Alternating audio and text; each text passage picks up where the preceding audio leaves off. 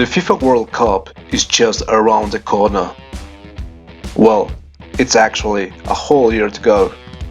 But considering that is probably the most expensive World Cup ever, it's good to have a good plan in mind.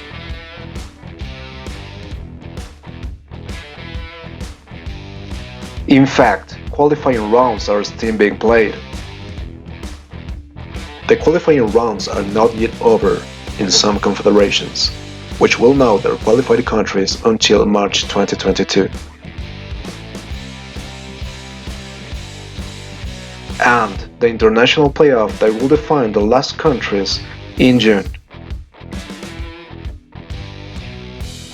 FIFA has set a date for the draw, which will take place on March 31, 2022.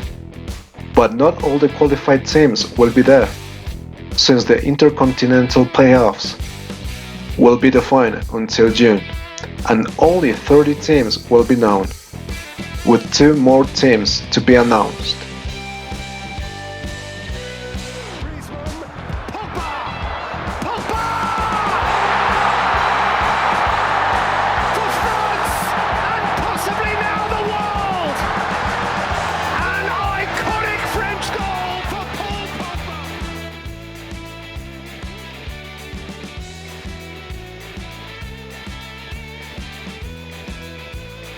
We will focus on plane tickets, lodging, tickets to the matches, mobility, and of course, tourist attractions and more curiosities. After all, we're visiting one of the more valued and in-demand countries in the world.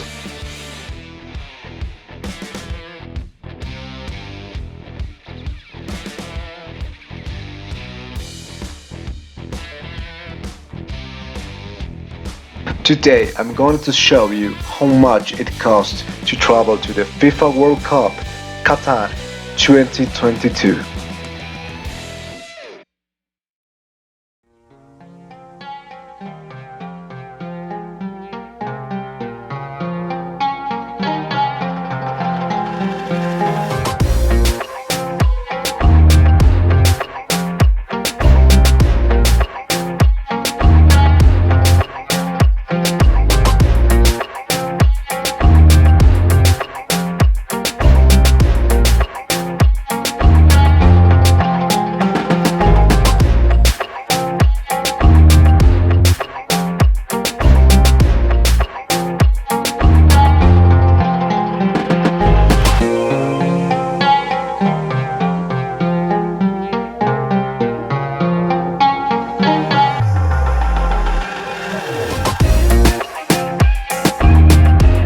Even though Qatar is not synonymous of the best football, it is synonymous with luxury, high standard of living, and heat, lot of heat. Visiting the World Cup will be both a physical and economic challenge for the most Western tourists. Qatar is located in a privileged area on the shores of the Persian Gulf. Going directly to the official website of the airline is not always the best option, so I will recommend you different applications where you can find the best prices. The price of the ticket may vary depending on the time of the year, the country of origin, the flight hours, the number of stopovers, or just plain luck. That's why I will make an average price per continent, keeping in mind price and comfort. It's important to understand that not all airlines and travel apps let you organize a trip so far in advance, so we'll not be able to know the real prices until next year. But we'll be able to get a good idea of how much we'll have to invest. We'll start in South America, continent of several of the most influential football teams and, without doubt, the most passionate fans.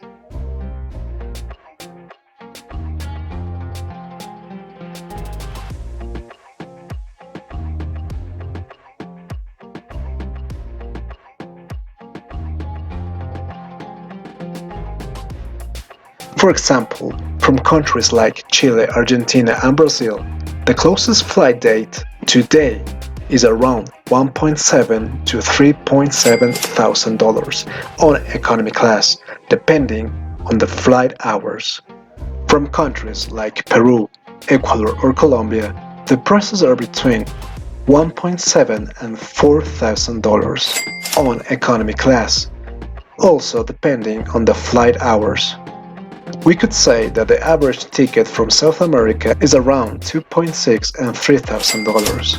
We are still in the American continent, and estimated prices for Central and North America in countries like Costa Rica, Nicaragua, Honduras, or El Salvador, the prices range from $1.8 to $2.3 thousand.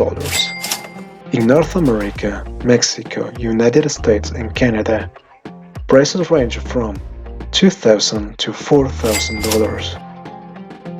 America absolutely has the most flight hours, with a minimum of 19 hours and a maximum of 55 hours in lower cost flights and longer stopovers. Moving on to the African continent, considering the countries from North to South Africa, there is a pretty similar average that ranges between $450 and $1,200. Europe is the second continent with the highest prices. Looking at the prices of Western Europe in countries such as France, Portugal, England, or Spain, prices range between 600 to 2,300 euros in economy class. And yes, in fact, the closer you are to the east, the less your wallet and your butt will suffer. The cheapest ticket from Europe is Turkey, just around 300 euros.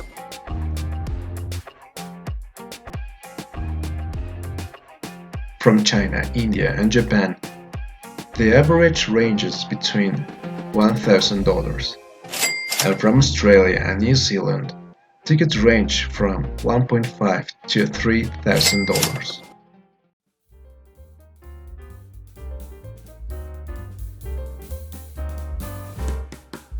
While the cost itself is something that worries travelers a lot, another important part of living the World Cup in the best possible way is the lodgings and how important it is for the budget.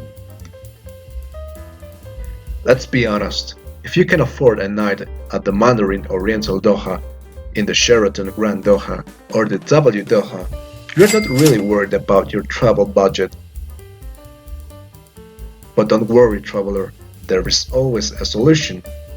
Airbnb will always be one of the easiest and cheapest ways to get accommodation, which according to my research could vary between $40 to $60 a night, meaning that the people who wants to live the whole World Cup should invest between $500 to $700 in the most economical cases, and between $1.5 to $3,000 in the most expensive places.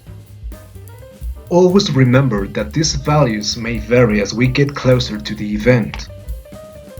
Airbnb not only allows you to have accommodation at a more affordable price, remember that you also have the option of travel tips and experiences, which are very useful for sightseeing and make the most of your stay in Qatar. Qatar is not a very big country.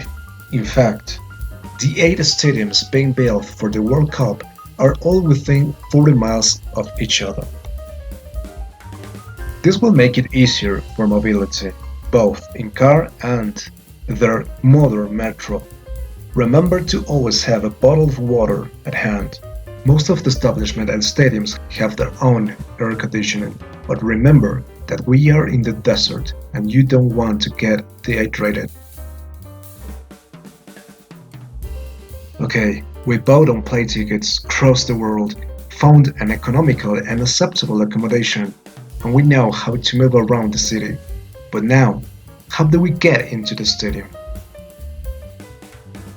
FIFA has finally unveiled the method of purchasing tickets, which I leave an official video in the description, just because it's very well explained.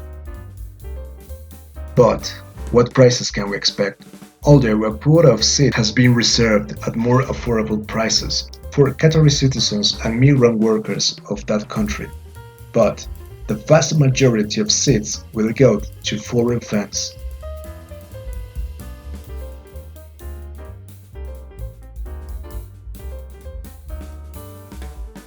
The tickets range from an affordable €60 for the cheapest tickets for the qualifying matches to the most expensive ones for the final.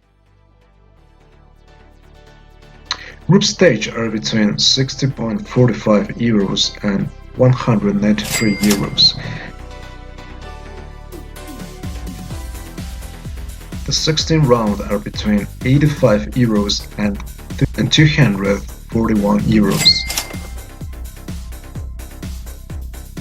The quarterfinals are between €181 and €347.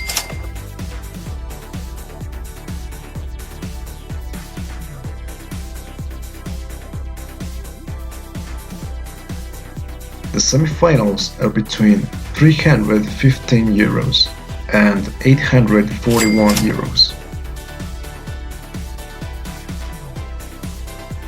The third place match are between €181 and €347.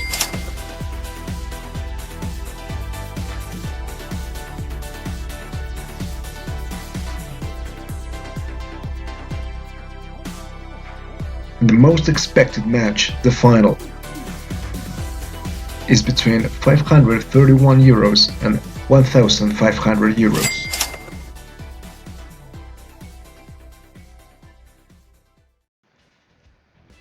As I said before, Qatar might not play the best football, but it is definitely one of the most popular tourist destinations in the world.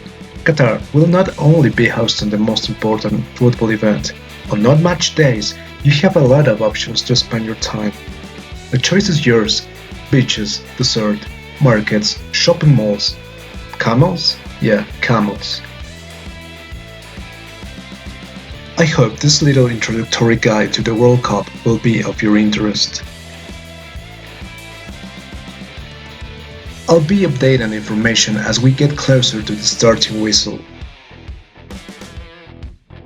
If you want me to talk about a particular topic, don't forget to leave a comment and suggestion below.